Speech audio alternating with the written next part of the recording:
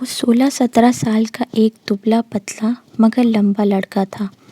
اس کے چہرے پر گہرا رونا نظر آ رہا تھا جسے ایک بار بھی شیو نہیں کیا گیا تھا، اور اس رونے نے اس کے چہرے کی معصومیت کو برقرار رکھا تھا۔ وہ اسپورٹس شارٹ اور ایک ڈھیلی ڈھالی شرٹ پہنے ہوئے تھا۔ اس کے پیروں میں کاٹن کی جرابیں اور جاگرز تھے۔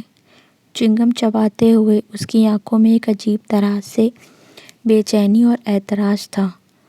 وہ اس وقت ایک پر ہجوم سڑک کے بیچوں بیچ ایک ہیوی ڈیوٹی موٹر سائیکل پر بیٹھا ہوا تیز سے تقریباً اسے اڑائے لے جا رہا تھا۔ وہ کسی قسم کے ہیلمٹ کے بغیر تھا اور بہت ریس انداز میں موٹر سائیکل کو چلا رہا تھا۔ اس نے 2 دفعہ سگنل توڑا، 3 دفعہ خطرناک طریقے سے کچھ گاڑیوں کو اوورٹیک کیا، 4 دفعہ بائک چلاتے چلاتے اس کا اگلا پہیہ اٹھا دیا اور کتنی ہی دیر تک صرف ایک پہیے پر بائک چلاتا رہا۔ 2 دفعہ دائیں بائیں دیکھے بغیر اس نے برق رفتاری سے اپنی مرضی کا ٹرن لیا۔ 1 دفعہ زگ زیگ انداز میں بائک چلانے لگا۔ 6 دفعہ اس نے پوری رفتار سے بائک چلاتے ہوئے اپنے دونوں پاؤں اٹھا دیے۔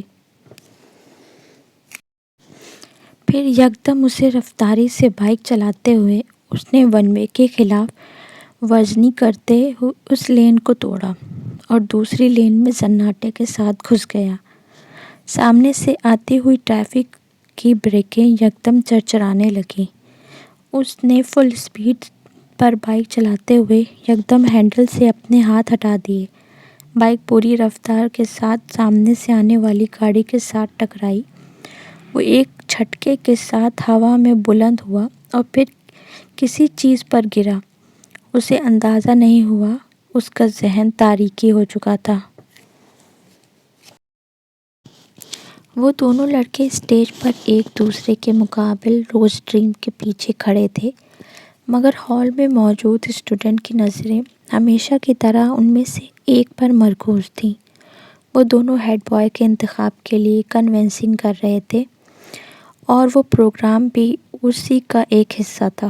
دونوں کے روز ڈریم پر ایک ایک پوسٹر لگا ہوا تھا، جن میں سے ایک پر ووٹ فار سالار اور دوسرے پر ووٹ فار فیضان لکھا تھا۔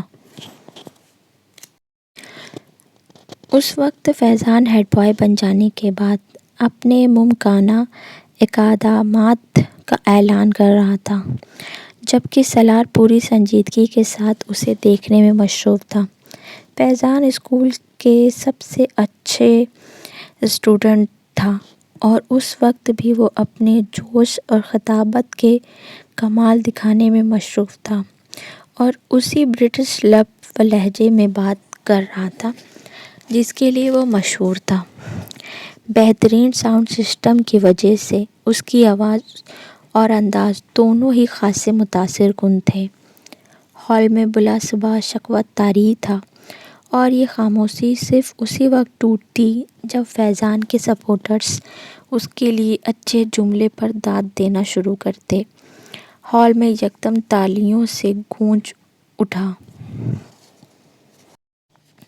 آدھے گھنٹے کے بعد جب اپنے لیے ووٹ کی اپیل کرنے کے بعد خاموش ہوا، ہال میں اگلے کئی منٹ تالیاں اور سیٹیاں بجتی رہیں۔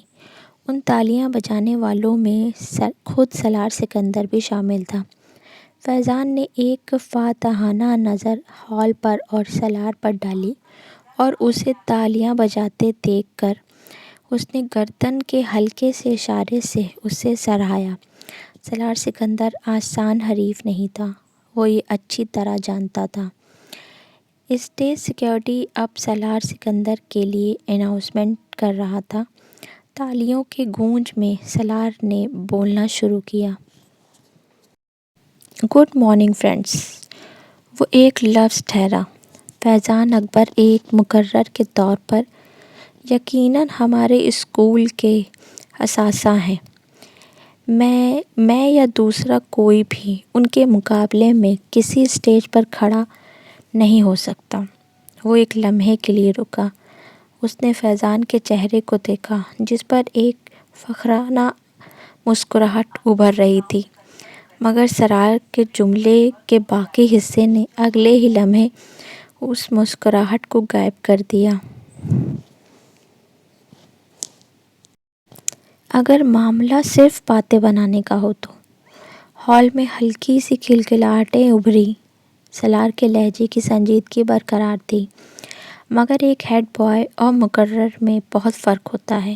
مقرر کو باتیں کرنی ہوتی ہے، ہیڈ بوائے کو کام کرنا ہوتا ہے۔ دونوں کے درمیان فرق ٹاکر اور ڈوئر کا ہوتا ہے۔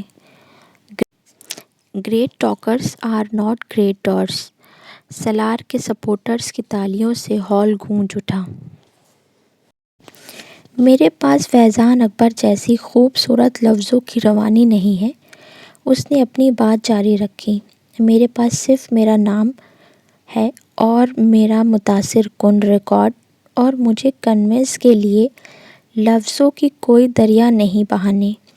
مجھے چند الفاظ کہنے ہیں۔ وہ ایک بار پھر رکا۔ Trust me and vote for me. مجھ پر اعتماد کریں اور مجھے ووٹ دیں۔